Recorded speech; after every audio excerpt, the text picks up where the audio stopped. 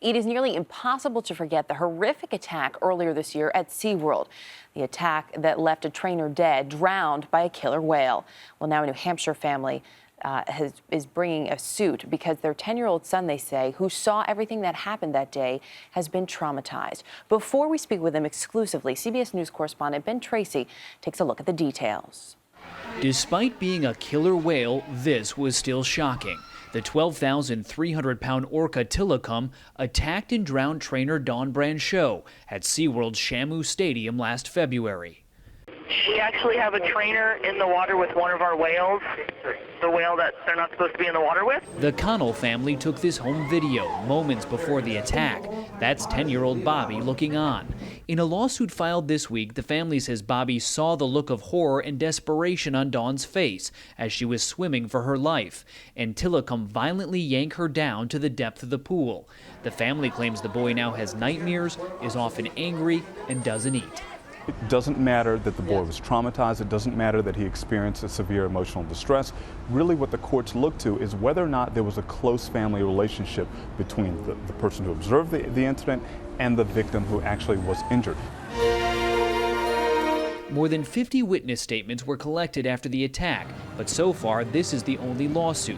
SeaWorld declined to comment on the specific case, but in a statement they said, "We are in the process of a thorough review of our killer whale program right now, and we'll make any changes that we feel will improve the safety of our staff and guests." On Monday, OSHA cited SeaWorld for 3 violations, including willful disregard for safety because Tilikum had known aggressive tendencies.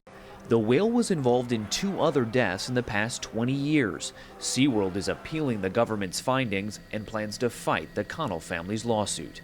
Ben Tracy, CBS News, New York.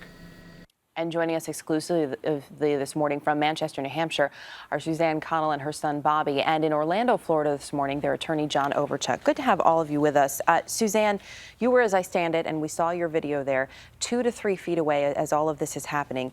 You say the attack has had a lasting effect on your family, specifically on your son Bobby. Talk to us about what's happened in the time since you witnessed this attack.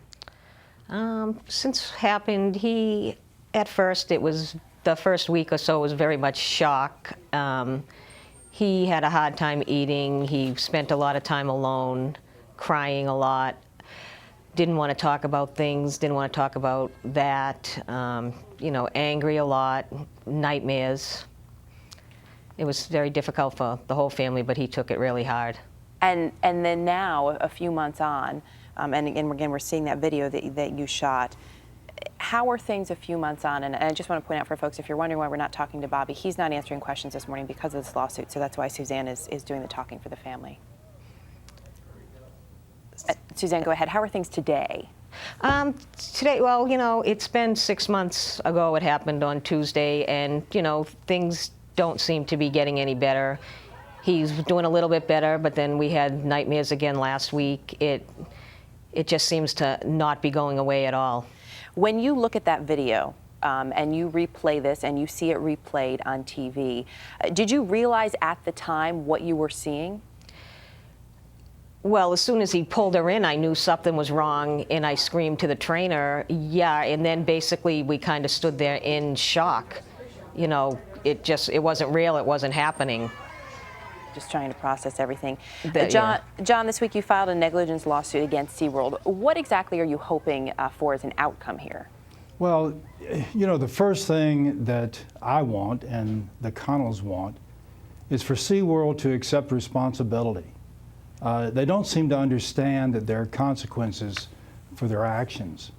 It's been 6 months now, and SeaWorld has taken no responsibility for anything that happened that day. In fact, everyone who has criticized SeaWorld has come under their attack. So we can start with just accept responsibility for this event and make sure it doesn't happen again. We should point out, as Ben mentioned in his piece, we did contact SeaWorld. They told us they are not commenting on this specific case right now, that they're reviewing the killer whale program. But also, when we asked them about this, they brought up another claim to us, saying that the Connell family at one point had a different attorney who contacted SeaWorld on their behalf, asking for $5,000, or in fact threatening, if not, to go to Oprah with their story. What do you know about those claims? Well, I know that the Connells absolutely deny that that's true. And I also know that there's this phantom lawyer out there who is supposed to have said these mysterious things, which somehow can be construed to make the Connells look bad. Now, one of the things we're going to do in this case is we're going to get to the truth.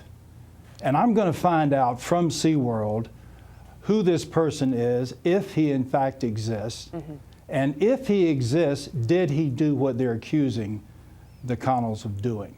And so just to be clear, Mr. Overcheck, in this suit, you simply want to hear from SeaWorld some admittance. You are not necessarily looking for a financial payout here. Well, the only way that a corporation can say, I'm sorry, is with the dollars that they earn every day. Well, we will continue to follow this. We appreciate you being with us this morning. Suzanne, Bobby, John Overcheck.